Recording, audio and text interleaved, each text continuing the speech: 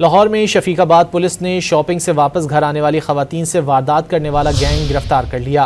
मुलजिमान लाहौर के मुख्तलिफ मकामात पर होने वाली वारदातों में मुलव्विस निकले। मजीद जानेंगे डॉन न्यूज़ के नुमाइंदे वसीम रियाज से। वसीम, मजीद क्या मालूम हो सका इन मुलजिमान से मुतालिक? ये देखिए, बिल्कुल शफीकाबाद पुलिस ने ये कार्रवाई की है और शॉपिंग से वापस घर जाने वाली खवातीन के साथ ये वारदात करने वाला गैंग है जिसको गिरफ्तार किया है। मुलजिमान मिलकर मासूम शहरियों से पर्स और नकदी जो है वो छीन लेते थे।